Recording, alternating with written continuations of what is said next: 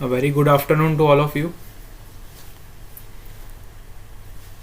I hope all of you are getting the voice.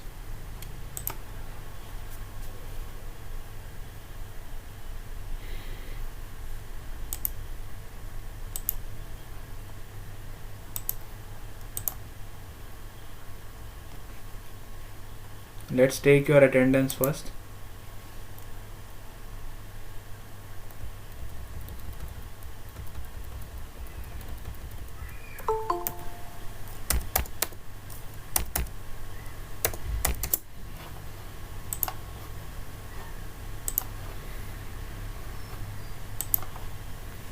खुशी Singh, Present, sir.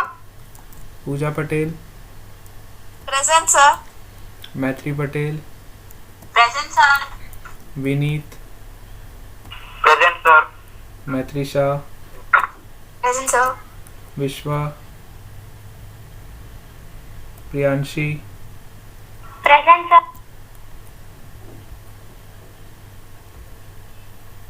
Aditya, स्वास्तिक, भूमिका, Present, sir. Hitesh.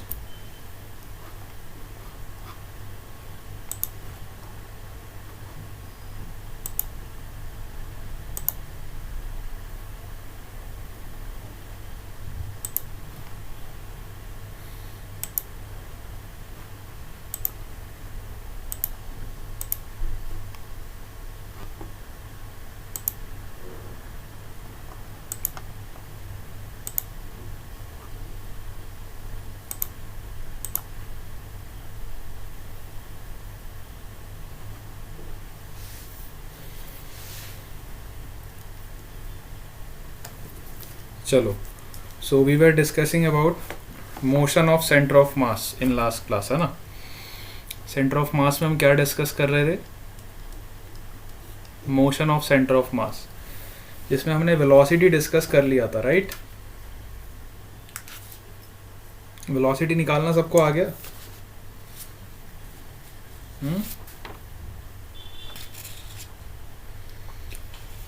Velocity of centre of मास की बात करी थी, है ना. फिर हमने एक्सेलरेशन ऑफ सेंटर ऑफ मास निकाला था, अगर आपको याद हो तो.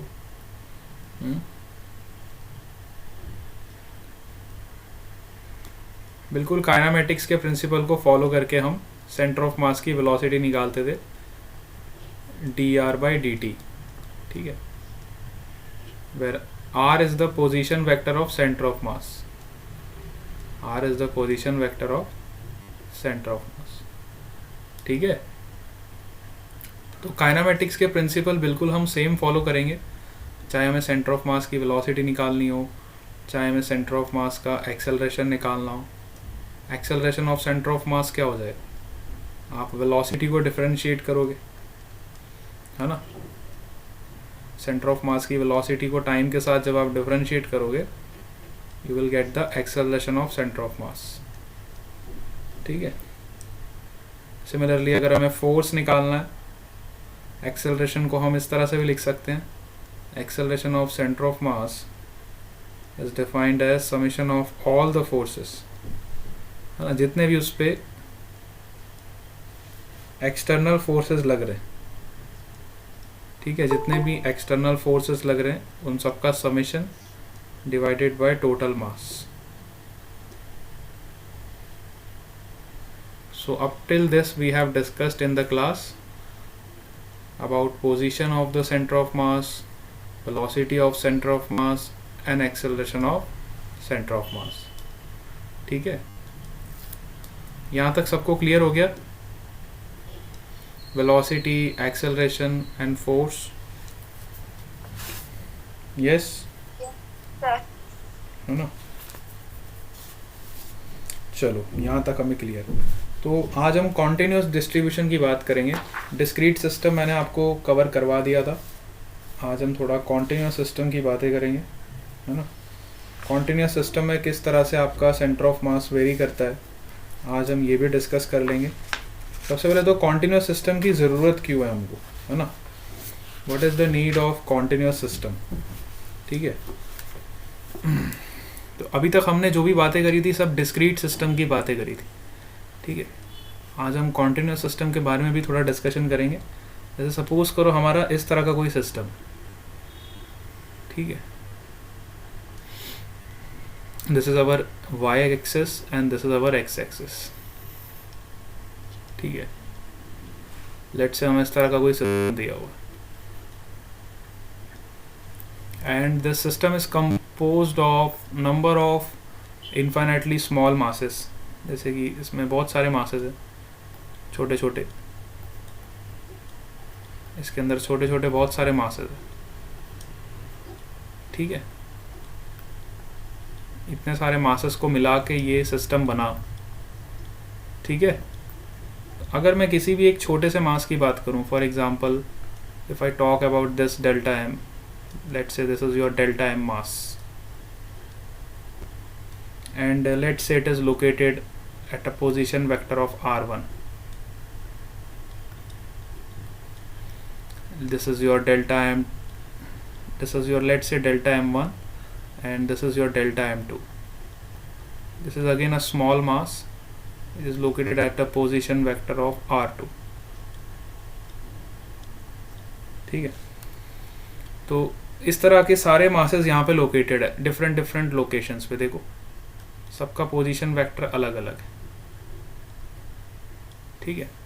तो अगर मुझे सेंटर ऑफ मास का लोकेशन निकालना है, अगर मुझे सेंटर ऑफ मास का लोकेशन निकालना है, that is the position vector of centre of मास, तो ये निकालने का क्या तरीका था, मैंने आपको बताया था m1 x1 plus m2 x2 हम ऐसे ही लिखते थे। अब यहाँ पे हम क्या लिखेंगे, क्योंकि यहाँ पे आपके मासेस बहुत छोटे छोटे हैं, सो m1 का वैल्यू किसके बराबर होगा, डेल्टा m1 के बराबर, delta m1 and the position of delta m1 is r1 m1 r1 plus delta m2 r2 plus dot dot dot up to delta mn. Suppose there are n number of small masses into Rn upon summation of all the masses, that is delta m1 plus delta m2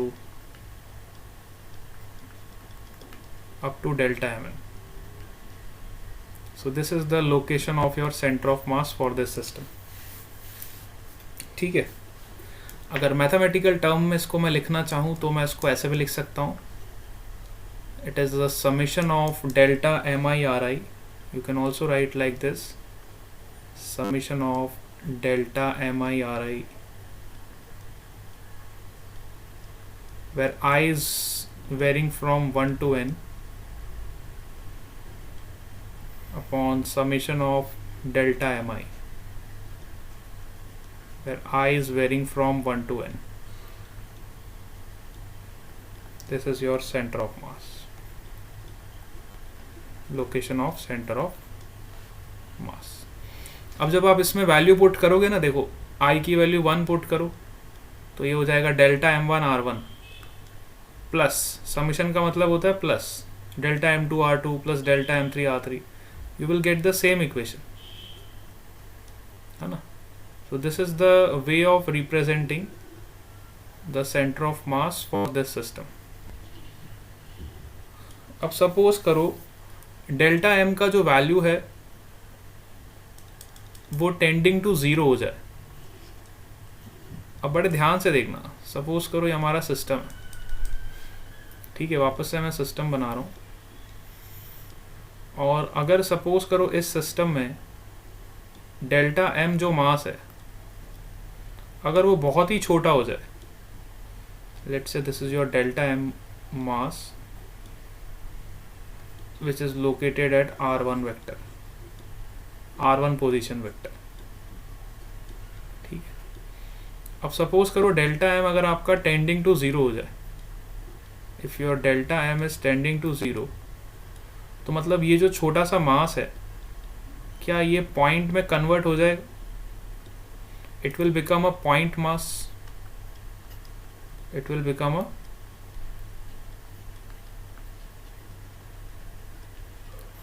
point mass. Similarly यहाँ पे जितने भी masses है वो सब point mass में convert हो जाएंगे, तो आपका सिस्टम कुछ इस तरीके का बन जाएगा. Your system will be converted into point mass system. और इस छोटे से मास को, इस पॉइंट के मास को हम डिनोट करेंगे dm से.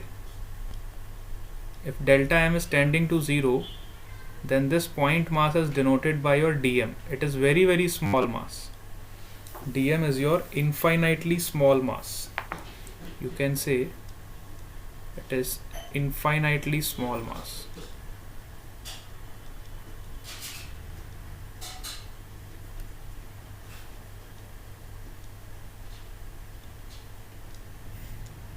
ये बहुत ही छोटा मास आपका बन जाएगा. If this is converted into infinitely small mass, then your location of center of mass is defined like this. Center of mass is equal to, your summation will be converted into integration. जो हमारा summation होगा वो किस में convert हो जाएगा? Integration, which is r dm upon integration of dm.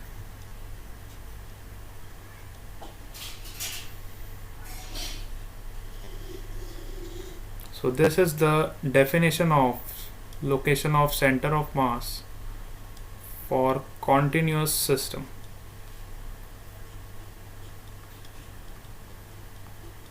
For continuous system, we will define center of mass like this: integration of r dm upon integration of dm. Now what is the meaning of integration of r dm? इसको समझते हैं अब हम. Suppose करो, let's say this is the location of your point mass. अब यहाँ से हम बेटा centre of mass continuous system की तरफ बढ़ चुके हैं. तो अब यहाँ से आपको इसी तरह से जब भी सेंटर ऑफ मास निकालना होगा कॉन्टिन्यूस सिस्टम के लिए, तो हम इसी डेफिनेशन का यूज़ करेंगे और सेंटर ऑफ मास का लोकेशन फाइंड करेंगे. ठीक है. m1 x1 m2 x2 m3 x3 आप तब यूज़ करते थे जब आपका सिस्टम डिस्क्रीट सिस्टम होता था. ठीक है. When your system is continuous system, you always have to use the integration method to calculate the location of center of mass. If your system is continuous, then you have to use the method of integration. इस तरह का suppose करो हमारा continuous system. ठीक है. अभी तक हम जिस सिस्टम की बात करते थे उसमें इस तरह से मास आपके डिस्ट्रीब्यूटेड होते थे. कुछ मास इधर होता था m1, m2 इधर होता था, m3 इधर होता, और हम सेंटर ऑफ मास का लोकेशन फाइंड कर लेते थे. m1 x1 plus m2 x2 plus m3 x3. Similarly m1 y1 plus m2 y2 plus m3 y3 upon m1 plus m2 plus m3.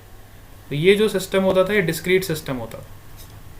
अब जो आपका सिस्टम है कॉन्टिन्यूस सिस्टम है, इसमें देखो infinite number of small masses. इसमें ऐसा नहीं है कि 3 मास आपको दिए हुए हैं या फिर 4 मास आपको दिए हुए हैं तो आपको सेंटर ऑफ मास का लोकेशन निकालना है. इसमें इनफाइनाइट नंबर ऑफ मासेज है. देखो, infinite number of masses, infinite number of, I can say, small masses, very very small, infinitely small masses which are the part of this system. So इसके लिए centre of मास निकालने के लिए हमने क्या किया, सपोज करो किसी भी एक मास को पकड़ लिया. जैसे कि ये सपोज करो मैंने इसको ले लिया. I have considered this mass dm. ठीक है. अब इस dm का लोकेशन क्या होगा? देखो, this is your x coordinate and this is your y coordinate. इस छोटे से मास का लोकेशन क्या होगा? This will be the x coordinate of this dm mass and this will be the y coordinate of this dm मास.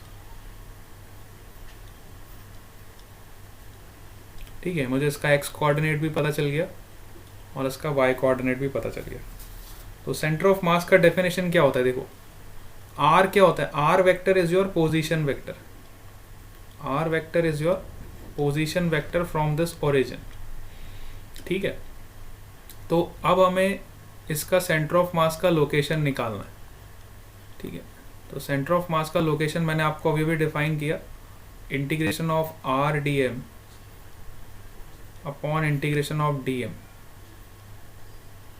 तो इस r dm को आप क्या लिखोगे? देखो, आर वेक्टर को मैं क्या लिख सकता हूँ बेटा, ध्यान से देखना, आर वेक्टर को क्या लिख सकता हूँ, X I cap plus Y J cap. R vector को मैंने क्या लिखा, X I cap plus Y J cap, ठीक है। So if you substitute in this equation, your equation will be modified like this, that is position vector of center of mass, which is equal to integration of x I cap plus y j cap into dm upon integration of dm. If you further simplify this, you will get this equation, that r vector of center of mass, which is equal to integration of x dm upon integration of dm in I cap direction plus integration of y dm upon integration of dm in j cap direction. So basically this will be the x coordinate of center of mass. You can write r vector as, this is your r vector of center of mass, which you can write x center of mass I cap plus y center of mass j cap, which is equal to integration of x dm I cap plus integration of y dm j cap.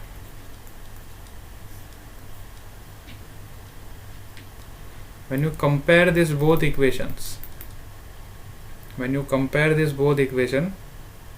you will get the x coordinate of center of mass, which is integration of x dm. See from this equation, I cap को I cap से compare करेंगे और j cap को j cap से compare करेंगे, ठीक है। I cap को I cap से कंपेयर करेंगे, j cap को j cap से कंपेयर करेंगे। सो x सेंटर ऑफ मास क्या मिल जाएगा, integration of x dm on integration of dm। y centre of mass क्या मिल जाएगा, integration of y dm upon integration of dm। Similarly अगर हमारा प्रॉब्लम 3D प्रॉब्लम हो तो 3D प्रॉब्लम के लिए हमें z कोऑर्डिनेट भी निकालना पड़ेगा, है ना। तो z कोऑर्डिनेट क्या मिल जाएगा, बिल्कुल similarly z coordinate of centre of mass integration of z dm upon integration of dm. So this is the correct method to locate the center of mass for continuous system.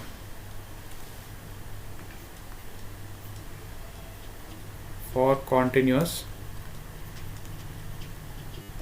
system. All of you got this? Yes. Yes, sir. So in continuous system we have three different types of system. One is your linear system, another is your aerial system, and third is your volumetric system. So continuous system में भी हमारे पास तीन categories, ठीक है। बहुत important है concept ये, और इस पे क्वेश्चंस बहुत अच्छे फ्रेम होते हैं, इसको बहुत ध्यान से समझेंगे। हमारे पास तीन तरह के सिस्टम होते हैं कॉन्टिन्यूस सिस्टम, ठीक है। One is your linear system, जैसे कि सपोज करो हमें कोई वायर दी हुई, लीनियर सिस्टम में आपका क्या आ जाएगा, wire. Suppose we have a wire, तो वायर में हम सबको पता है there are infinite number of small masses in this wire, and if we want to locate the center of mass for this wire, then we have to consider the small element dx. ठीक है ना? So यहाँ पे हम linear mass density को define करेंगे, which is your lambda. Lambda is defined as your mass per unit length, which is dm upon dx. ठीक है, this is your linear system. Linear system के लिए हम लीनियर मास डेंसिटी को define करते हैं, दिस dm अपॉन dx. ठीक है, अगर हमारा सिस्टम एरियल है, सपोज करो हमारे पास एक पर्टिकुलर एरिया है, ठीक है, जैसे ये रेक्टेंगल है. If our system is areal system, तो हमारा छोटा सा जो एलिमेंट होगा उसका एरिया होगा dA. अगर पूरे सिस्टम का एरिया A है तो इस छोटे से एलिमेंट का एरिया कितना होगा dA. जैसे यहाँ पे पूरी वायर की लेंथ अगर L होती थी तो छोटे से वायर की लेंथ कितनी होगी dx. And dm upon dx is your mass per unit length. ठीक है, which is your mass density. इसी को हम क्या बोलते हैं, linear mass density. This is known as linear mass density. If our system is aerial, then we have aerial mass density, which is denoted by sigma. Sigma is defined as dA upon dx. Sigma is your aerial mass density. Aerial mass density. अब इसका मतलब क्या होता है, देखो, linear का मतलब हमारा मास ना लीनियरली डिस्ट्रीब्यूटेड है along the length. एरियल का मतलब हमारा मास पूरे एरिया में डिस्ट्रीब्यूटेड है along the whole area. ठीक है, एंड वॉल्यूमेट्रिक मास डेंसिटी एक अदर सिस्टम मैं आपको बता रहा हूँ. जो वॉल्यूमेट्रिक सिस्टम है उसमें पूरे वॉल्यूम में आपका मास डिस्ट्रीब्यूटेड है. तो सपोज करो हमारे पास एक सिलेंडर है, तो वो सिलेंडर में पूरे वॉल्यूम में आपका मास डिस्ट्रीब्यूटेड हो. ठीक है, सपोज करो हमारे पास इस तरह का एक सिलेंडर है, तो इस सिलेंडर के पूरे एंटायर वॉल्यूम में, I can say in entire volume the mass is distributed. ठीक है, so for this we have to define the small elemental volume. Let's say this is your dV. पूरे का वॉल्यूम अगर V है तो छोटे से एलिमेंट का वॉल्यूम क्या होगा, dV. और इसके लिए हम डिफाइन करते हैं volumetric mass density, which is your rho. Rho is equal to dV upon dm. Rho is equal to, sorry, I am writing somewhere, I have to correct this statement. Once again I am repeating what I have said. Lambda is equal to dm upon dx. ठीक है, similarly sigma is equal to dm upon dA. It is not dA upon dx, it is dm upon dA. मास तो इसमें भी आएगा ना बेटा, हम मास का डिस्ट्रीब्यूशन कर रहे हैं, एरिया का डिस्ट्रीब्यूशन थोड़ी कर रहे हैं. सिग्मा को हम इस तरह से डिफाइन करेंगे, it is mass per unit area dm upon dA. जैसे यहाँ पे हम डिफाइन करते थे mass per unit length, which is your linear mass density. Areal mass density is defined as mass per unit area. मतलब इतने छोटे से एरिया में आपका छोटा सा मास होगा dm. ठीक है, इतनी छोटी सी लेंथ में आपका छोटा सा मास होगा dm. इतने छोटे से वॉल्यूम में आपका छोटा सा मास होगा dm. क्या आप इस बात को समझ पा रहे हो? इतने छोटे से वॉल्यूम में आपका छोटा सा जो मास होगा वो कितना होगा, dm के बराबर. छोटे से वॉल्यूम में छोटा सा मास क्या होगा, dm. So it is basically the ratio of dm upon dv. It is the ratio of dm upon dv, मतलब mass per unit volume, dm upon dv. Getting it? Rho is your volumetric mass density. Volumetric mass density. यहाँ तक सबको समझ आ गया? Yes, bouncer विश्वा is present. क्यों late आए बेटा? चलो यहाँ तक सब क्लियर हो? Yes sir. अब हम एक एग्जांपल लेते हैं जिसमें आपको मैं कॉन्टिन्यूस मास सिस्टम का सेंटर ऑफ मास निकालना सिखाऊंगा. किस तरीके से हम सेंटर ऑफ मास निकालेंगे अगर हमारा सिस्टम कॉन्टिन्यूस है तो. ठीक है, अगर हमारा सिस्टम कॉन्टिन्यूस है तो हम सेंटर ऑफ मास कैसे निकालेंगे. ठीक है, दिस इज़ वेरी इंपॉर्टेंट. तो अब आप ये देखोगे कॉन्टिन्यूस सिस्टम के लिए सेंटर ऑफ मास कैसे निकालेंगे. एक सिंपल सा एग्जांपल लेते हैं, जैसे कि रॉड का एग्जांपल लेते हैं. सपोज करो हमारे पास एक रॉड है. ठीक है, एल लेंथ का एक रॉड है और हमें उसका सेंटर ऑफ मास निकालना है. ठीक है, सपोज करो हमें एल लेंथ का एक रॉड दिया हुआ है जिसका मास m है and we have to locate the centre of mass. इस तरह का हमें एक रॉड दिया हुआ है. सपोज करो इसका लेंथ आपको l दे रखा है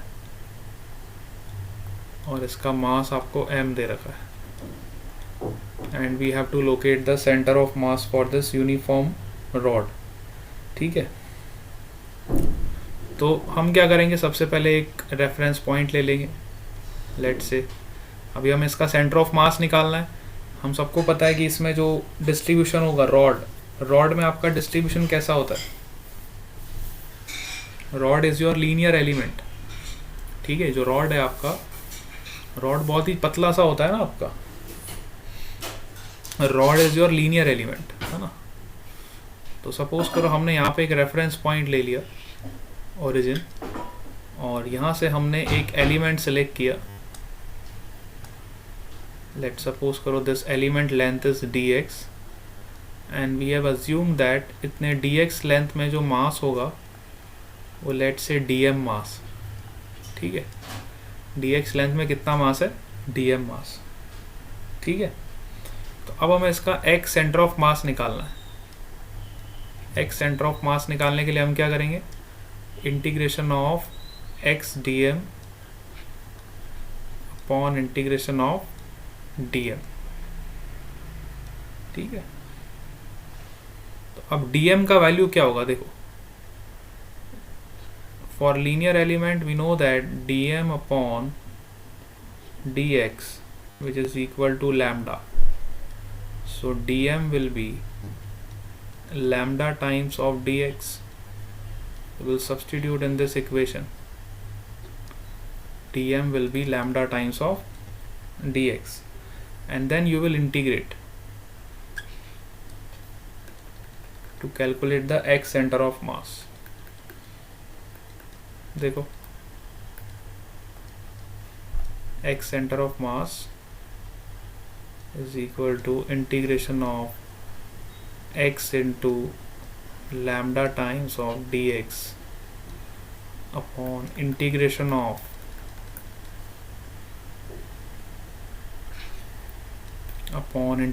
of lambda times of dx. ठीक है, integration of lambda times of, अब देखो लैम्डा कांस्टेंट है तो वो कैंसिल आउट हो जाए. तो इंटीग्रेशन कहाँ से कहाँ तक करोगे. अब देखो आपका x का वैल्यू कहाँ से वेरी करेगा, क्या आप इसका लिमिट का वैल्यू बता सकते हो, कहाँ से कहाँ तक इंटीग्रेट करेंगे हम. x इज वेरिंग फ्रॉम, आपका रॉड कहाँ से स्टार्ट हो रहा है, 0 से, और इसका लेंथ कहाँ तक वेरी कर रहा है, l तक. ठीक है, x का वैल्यू आपका 0 से लेके l तक वेरी कर रहा है. So you have to integrate this from 0 to l to get the centre of mass of x coordinate. ठीक है, सेंटर ऑफ मास इसका x कोऑर्डिनेट का क्या हो जाएगा, इसको हम 0 से L तक इंटीग्रेट कर देंगे। कहाँ से कहाँ तक इंटीग्रेट करेंगे, जल्दी से देखो। You will get x coordinate of center of mass is equal to integration from 0 to L x dx upon integration of dx from 0 to L। x dx का इंटीग्रेशन क्या होगा बेटा? What is the integration of x into dx? Yes, x square by 2. very good. It will be x square upon 2. Within the proper limits you have to substitute x square upon 2 within the limits from 0 to L. Similarly, what is the integration of dx? It is x from the limit 0 to L. तो जब आप इसमें limits put करोगे, what you will get? You will get L square upon 2 upon L. You will get L square upon 2 L square upon 2 upon L. Ultimately you will get L by 2. देखो इसका centre of मास कहाँ पे lie करेगा? L by 2 पे lie करेगा। हम वैसे भी बता सकते थे क्योंकि ये यूनिफॉर्म डिस्ट्रीब्यूशन है, लेकिन मैंने आपको इंटीग्रेशन से प्रूफ करवाना था, इसलिए मैंने आपको ये मेथड बताया। यहाँ पे आप डायरेक्टली भी बता सकते थे क्योंकि यहाँ पे डिस्ट्रीब्यूशन कैसा है? यूनिफॉर्म। अगर यूनिफॉर्म डिस्ट्रीब्यूशन होता है तो सेंटर ऑफ मास हमेशा कहाँ पे लाई करता है? सेंटर पे। It will always lies at a centre if the distribution is uniform. तो दोनों एंड से आपका सेंटर ऑफ मास सेंटर पे लाई करेगा इधर। ठीक है? Yes, Yes sir. ठीक है। बट हमेशा डिस्ट्रीब्यूशन यूनिफॉर्म हो ऐसा ज़रूरी नहीं है ना? हमेशा डिस्ट्रीब्यूशन आपका यूनिफॉर्म हो, इट इज़ नॉट कंपलसरी। अब हम एक एग्जांपल लेते हैं जहाँ पे आपका डिस्ट्रीब्यूशन नॉन यूनिफॉर्म है ना। ये तो वो एग्जांपल लिया हमने जहाँ पे आपका डिस्ट्रीब्यूशन यूनिफॉर्म। ठीक है। Now consider one example where your distribution is non uniform. If your distribution is non-uniform, then you can't directly say that the center of mass is lying at the center. ठीक है? If distribution is non-uniform,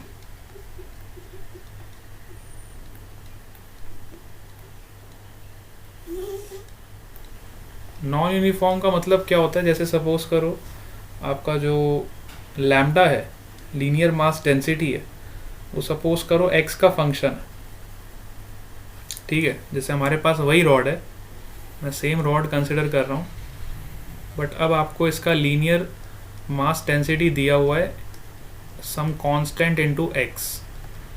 ठीक है? Linear mass density is given to you, let's say lambda is equal to ax which is given to you, and you have to determine the center of mass for this rod of length L having a mass m।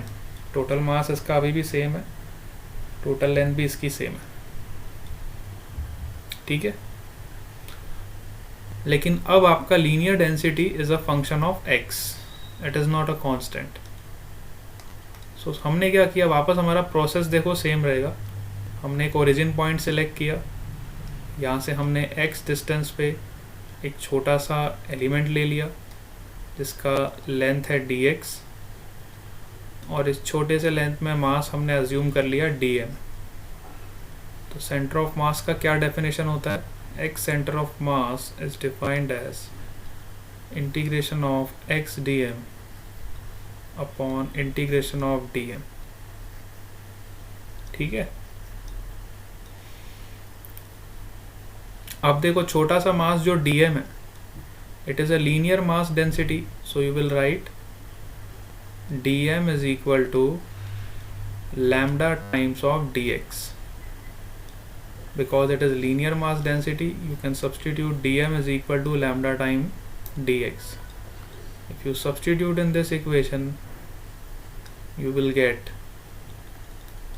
x centre of मास, दोनों जगह substitute करो, numerator में भी और denominator में भी, तो देखो आपको सेंटर ऑफ मास क्या मिलेगा. Your centre of mass will be integration of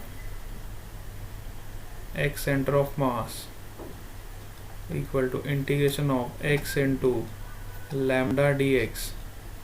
अब यहाँ पे आपका लैम्डा कांस्टेंट नहीं है तो वो कैंसिल आउट नहीं होगा.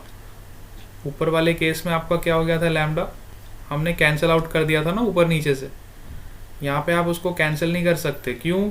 क्योंकि lambda is a function of x, so you have to substitute the value of lambda which is ax, and also you have to substitute the value of lambda which is ax, and then integrate from 0 to L. Are you getting it or not? Here lambda is not constant because it is non-uniform distribution. क्या आपको मेरी बात समझ आ रही है? Yes, sir. तो यहाँ पे बेटा लैम्डा आपका कैंसिल आउट नहीं होगा, और यहाँ पे सेंटर ऑफ मास का लोकेशन भी देखना एग्जैक्ट सेंटर पे नहीं आएगा. तो x centre of mass will be integration from 0 to L. Lambda का वैल्यू हमने पुट कर दिया, a कांस्टेंट है आपका, a को आप बाहर निकाल सकते हो, and this will be x into x will be x square into dx upon lambda की वैल्यू a है, a को आप बाहर निकाल सकते हो क्योंकि वो कांस्टेंट है, और नीचे आ जाएगा x dx from 0 to L. Now you have to integrate this. ऊपर भी इंटीग्रेट करना है और नीचे भी इंटीग्रेट करना है. चलो बताओ x स्क्वायर का इंटीग्रेशन क्या होता है? यस, इंटीग्रेशन सबको आना चाहिए. X cube upon 3. x cube upon 3. और x का इंटीग्रेशन क्या होगा?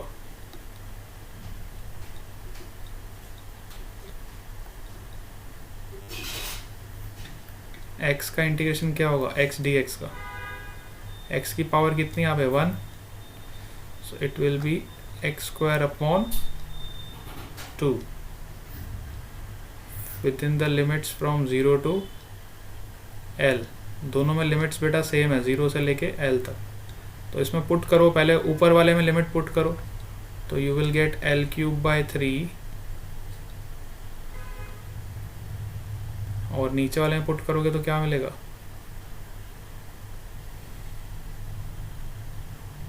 L square by 2. L square upon 2. So what you will get? L square upon 2. तो देखो एक L ऊपर बच जाएगा आपका, और आपको जो लोकेशन मिल जाएगी 2L upon 3. The center of mass will lie at the distance of 2L upon 3 from the origin. मतलब आपका सेंटर ऑफ मास यहाँ पे कहीं लाई करेगा. सेंटर ऑफ मास आपका 2L अपॉन 3 पे लाई करेगा, मतलब एग्जैक्ट सेंटर पे लाई नहीं कर रहा है. For this distribution your centre of mass is lying at a distance of somewhere here which is 2L upon 3. 2L upon 3 मतलब आपका ये लोकेशन हो गया, इधर कहीं. ठीक है, इस रीजन में. बात समझ रहे हो आप? सेंटर ऑफ मास का लोकेशन इधर कहीं आएगा. तो x की वैल्यू हमारी कितनी आ रही है? 2L अपॉन 3 आ रही है ना, मतलब आपका सेंटर ऑफ मास ओरिजिन से यहाँ पे लाई करेगा 2L अपॉन 3 पे. This will be your centre of mass. क्या मेरी बात को आप समझ पा रहे हो? यस. Yes, sir. है ना. चलो अब सेंटर ऑफ मास रिंग का निकालते हैं. रिंग का तो आप निकालना जानते ही हो. सपोज करो आपको एक रिंग दी है, तो रिंग में कैसा डिस्ट्रीब्यूशन होता है? यूनिफॉर्म होता है कि नॉन यूनिफॉर्म होता है? पहले तो मुझे ये बताओ. सपोज करो आपको मैंने एक रिंग दे दी, तो रिंग में डिस्ट्रीब्यूशन कैसा होता है? यूनिफॉर्म होता है कि नॉन यूनिफॉर्म होता है?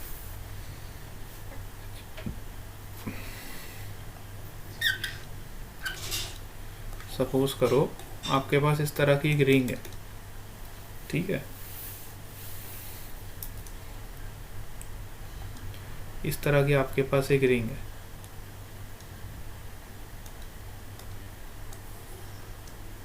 अब इसमें डिस्ट्रीब्यूशन कैसा है, यूनिफॉर्म है कि नॉन यूनिफॉर्म?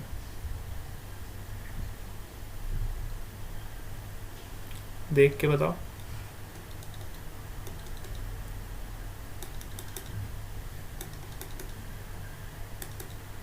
यस। अरे भाई डिस्ट्रीब्यूशन पता चलता है कि नहीं पता चलता? यूनिफॉर्म नॉन यूनिफॉर्म का मतलब पता चलता है। मतलब रिंग पे आपका मास डिस्ट्रीब्यूटेड होगा तो इस पे डिस्ट्रीब्यूटेड होगा ना रिंग पे। तो ये डिस्ट्रीब्यूशन कैसा है, यूनिफॉर्म है कि non uniform?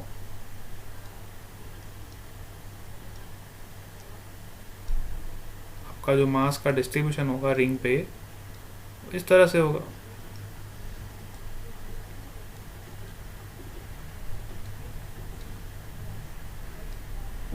Which type of distribution is this? Is it a uniform or is it a non-uniform?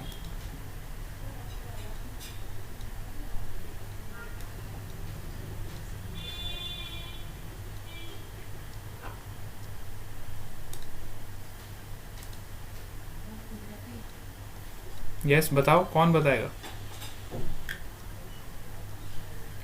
Uniform का मतलब क्या होता है? मतलब सब जगह एक जैसा डिस्ट्रीब्यूशन। यूनिफॉर्म का मतलब क्या होता है?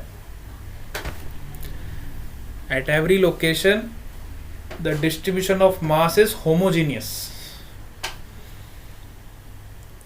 और नॉन यूनिफॉर्म का मतलब क्या होता है? Distribution is non homogeneous. Homogeneous और नॉन होमोजीनियस का मतलब क्या है?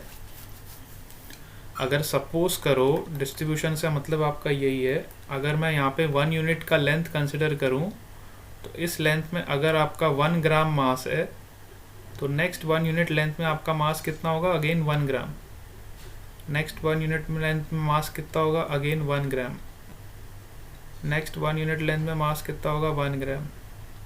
Eight each and every unit of length you have same mass distribution. This is the meaning of uniform. Her unit length पे आपका जो मास होगा कितना होगा? अगर 1 ग्राम है तो 1 ग्राम ही होगा सब जगह पे। क्या आप इस बात को समझ पा रहे हो?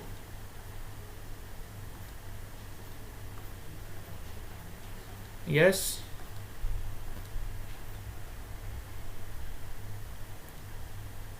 So this is the example of your homogeneous distribution, or you can say uniform distribution.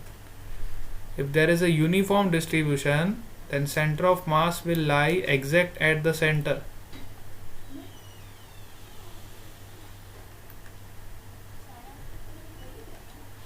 Exact at the center point. जैसे मैंने आपको रॉड का एग्जाम्पल दिया था, तो रॉड में जो पहला एग्जाम्पल दिया था वो यूनिफॉर्म का था। यूनिफॉर्म का मतलब आपकी हर लेंथ पे, हर यूनिट लेंथ पे आपका सेम मास डिस्ट्रीब्यूटेड है, तो आपका centre of mass exactly centre पे आ रहा था, दैट इज़ L/2। लेकिन दूसरा जो एग्जांपल था रॉड का, उसमें मैंने आपको डेंसिटी दे दी थी, लैम्डा का वैल्यू दे दिया था AX। मतलब अगर आप x का वैल्यू 1 मीटर रखोगे तो आपका लैम्डा का वैल्यू हो जाएगा a के बराबर। अगर x का वैल्यू 2 मीटर रखोगे तो लैम्डा का वैल्यू 2a हो जाएगा। मतलब यहाँ पे मास डिस्ट्रीब्यूशन ज़्यादा है। x का वैल्यू 3 मीटर रखोगे तो मास का डिस्ट्रीब्यूशन और बढ़ जाएगा। देखो नॉन यूनिफॉर्म डिस्ट्रीब्यूशन है। x का वैल्यू यहाँ पे 3 रखो तो मास का डिस्ट्रीब्यूशन 3a। x का वैल्यू 4 रखो तो मास का डिस्ट्रीब्यूशन 4a। जैसे जैसे x का वैल्यू आप इंक्रीज करोगे तो आपका मास इंक्रीज होता जा रहा था, याद करो। और हम सबको पता है सेंटर ऑफ मास वहाँ पे शिफ्ट होता है जहाँ पे मास आपका ज़्यादा होता है। तो पहले आपका मास सेंटर पे आया था, लेकिन इस वाले केस में आपका ये वाले रीजन में मास ज़्यादा इंक्रीज हो गया और ये वाले रीजन में मास कम है। तो सेंटर ऑफ मास सेंटर से कहाँ पे शिफ्ट होगा? हमेशा ज़्यादा वाले मास की तरफ शिफ्ट होगा। इसलिए हमारा इस वाले केस में जो मास का सेंटर ऑफ मास का लोकेशन आ रहा था, it was at a distance of 2L/3 which was shifted towards right side because of increase of mass. Right side के पोर्शन का मास इंक्रीज हो रहा था, लेफ्ट साइड पोर्शन का मास डिक्रीज हो रहा था, because it is dependent on position, and here it is uniform distribution, so it is lying exact at centre. Similarly अगर मैं रिंग की बात करूं तो रिंग में देखो, this is the uniform distribution of mass. If mass is uniformly distributed, then center of mass will lie exact at the center point. अगर suppose करो ये वाले रिंग वाले रीजन में मास ज़्यादा होता और ये वाले पोर्शन में मास कम होता, तो आपका सेंटर ऑफ मास यहाँ पे शिफ्ट हो जाता बेटा, ओ से ओ डैश पे शिफ्ट हो जाता. हमेशा ज़्यादा मास की तरफ शिफ्ट होता है. अगर राइट हाफ पोर्शन का मास ज़्यादा होता और लेफ्ट हाफ पोर्शन का मास कम होता, तो हमारा सेंटर ऑफ मास कहाँ पे शिफ्ट हो जाता? Towards right. बट अभी देखो राइट पोर्शन का भी सेम मास है और लेफ्ट पोर्शन का भी सेम मास है, तो centre of mass will lie exactly at the centre. Are you getting this और नॉट?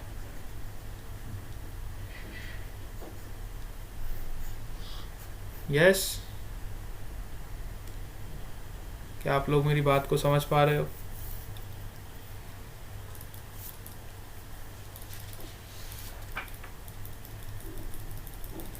Yes, sir. सो ये डिपेंड करेगा कि आपका डिस्ट्रीब्यूशन कैसा है, यूनिफॉर्म डिस्ट्रीब्यूशन है कि नॉन यूनिफॉर्म डिस्ट्रीब्यूशन है. It depends on the distribution of mass, whether it is a uniform or it is a non-uniform distribution. ठीक है. अब मैं अगर सपोज करो एक सेमी सर्कल ले लूँ, सेमी सर्कुलर रिंग ले लूँ, अभी तो मैंने सर्कुलर रिंग, सपोज करो मैं एक सेमी सर्कुलर रिंग ले लूँ, तो उसमें आपका मास का डिस्ट्रीब्यूशन देखो बेटा यूनिफॉर्म नहीं होगा. सेमी सर्कुलर रिंग अगर मैं लेता हूँ तो आपका मास, सेंटर ऑफ मास का लोकेशन आपको फाइंड करना पड़ेगा. ठीक है, सेंटर ऑफ मास का लोकेशन हमें फाइंड करना पड़ेगा. सपोज करो हमारे पास ऐसा एक रिंग है सेमी सर्कुलर, तो अब इसके नीचे तो कुछ भी नहीं है ना, यहाँ पे तो कोई भी मास नहीं है.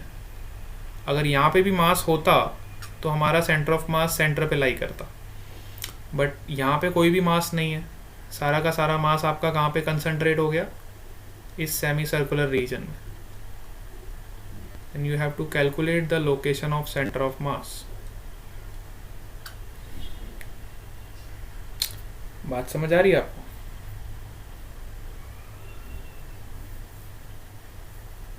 यस? और इसमें भी देखो, अगर मैं इसको दो एक्सेस में डिवाइड कर दूं, जैसे कि ये मेरी सपोज करो इसको मैं ओरिजिन मान लूँ, ठीक है, और ये मेरी सपोज करो एक्स एक्सिस और वाई एक्सिस है. ये मेरी एक्स एक्सिस है और ये मेरी वाई एक्सिस है. तो अब देखो ये जो पोर्शन है ये वाई एक्सिस के अबाउट सिमेट्रिक है. मतलब वाई एक्सिस से लेफ्ट साइड का जो मास है वो वाई एक्सिस से राइट साइड के मास के बराबर है. देखो ये वाला मास और ये वाला मास सेम है कि नहीं?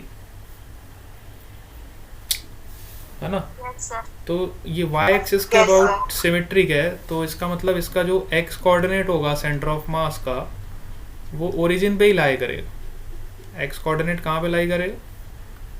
ओरिजिन पे ही लाई करेगा, because it is symmetric about y axis. तो इसका x कोऑर्डिनेट तो इधर ही लाई करेगा. तो हमें निकालना क्या पड़ेगा? y coordinate. इसका y कोऑर्डिनेट चेंज होगा. y कोऑर्डिनेट इसका यहाँ पे कहीं लाई करेगा, वो हमें एग्जैक्ट लोकेशन इसका फाइंड करना पड़ेगा कि ये कहाँ पे लाई करेगा. We have to calculate this y coordinate of centre of mass, क्योंकि x कोऑर्डिनेट तो इसका इधर ही लाई करेगा because it is symmetric about this y axis. ठीक है, तो y कोऑर्डिनेट निकालने के लिए हम हमारा इक्वेशन लगाएंगे. y centre of mass is equal to integration of y dm upon integration of dm. समझ आया? यस? क्या मेरी बात समझ पा रहे हो आप? Yes, sir. तो उसका y कोऑर्डिनेट कैसे निकालेंगे अब? Any suggestions from your side? सबसे पहले एक छोटा सा एलिमेंट लो, हमेशा हम जो करते वही काम करेंगे ना। एक छोटा सा एलिमेंट ले लो, ठीक है। सपोज करो ये आपका dl लेंथ का एलिमेंट है,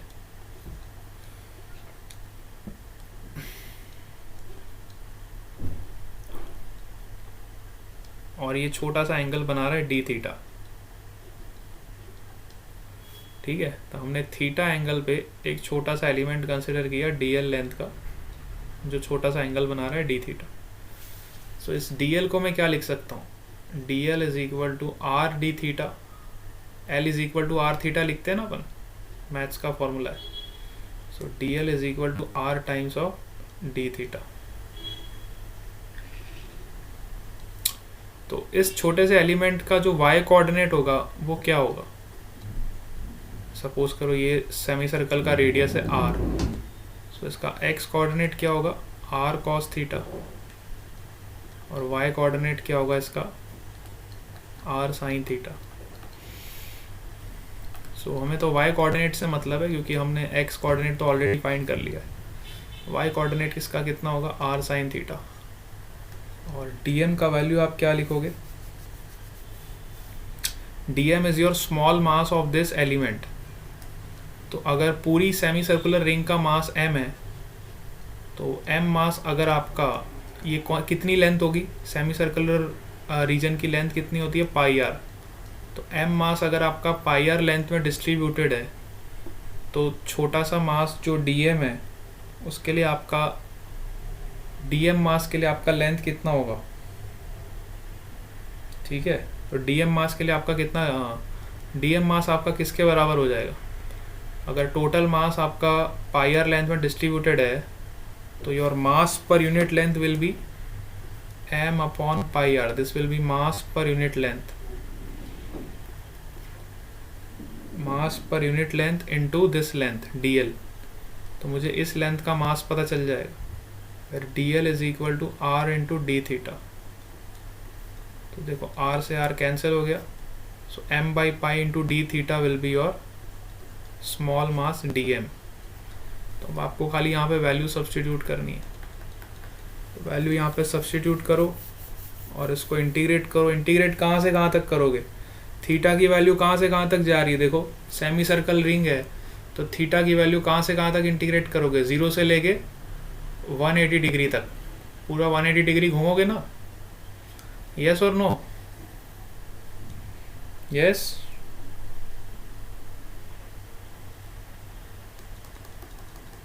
इसको सब लोग होमवर्क में ट्राई करेंगे और मेरे को आंसर बताएंगे क्या है। इसको इंटीग्रेट करो और y coordinate of centre of मास निकाल के आना। 0 से लेके देखो कहाँ तक इंटीग्रेट करोगे? 180 डिग्री तक जा रहा है। देखो सेमी सर्कल है ना, अगर कंप्लीट सर्कल होता तो 360 तक करते, क्वार्टर सर्कल होता तो 90 डिग्री तक करते, सेमी सर्कल है तो कहाँ तक जाएंगे हम? 180 डिग्री तक, है ना। इसके बाद आपको क्वार्टर सर्कल का भी निकालना है। सपोज करो क्वार्टर सर्कल मतलब इतना ही दिया होता, तो इसके लिए आपको दोनों कोऑर्डिनेट्स निकालने पड़ते हैं, x भी निकालना पड़ता है और y भी निकालना पड़ता, because this is not symmetric about any axis. क्या आप मेरी बात को समझ पा रहे हो? अगर आपको सपोज करो इतना ही सर्कल दिया होता, क्वार्टर सर्कल, तो इसके लिए हम थीटा कहाँ से कहाँ तक लेते हैं? 0 से लेके 90 डिग्री तक। अभी आपको सेमी सर्कल दिया है, तो थीटा कहाँ से इंटीग्रेट करोगे? 0 से लेके 180 डिग्री। कंप्लीट सर्कल दिया होता तो 0 से लेके 360, लेकिन कंप्लीट सर्कल के लिए निकालने की आपको ज़रूरत ही नहीं पड़ती, क्योंकि कंप्लीट सर्कल के लिए सेंटर ऑफ मास कहाँ लाई करता है? Exact eight the centre point. क्या मेरी बात आपको समझ आ गई? यस और no?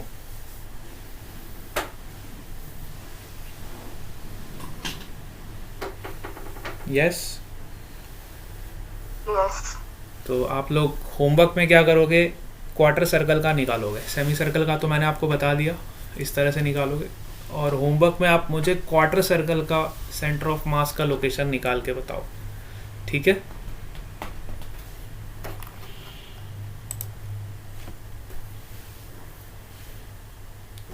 Okay, bye bye to all of you.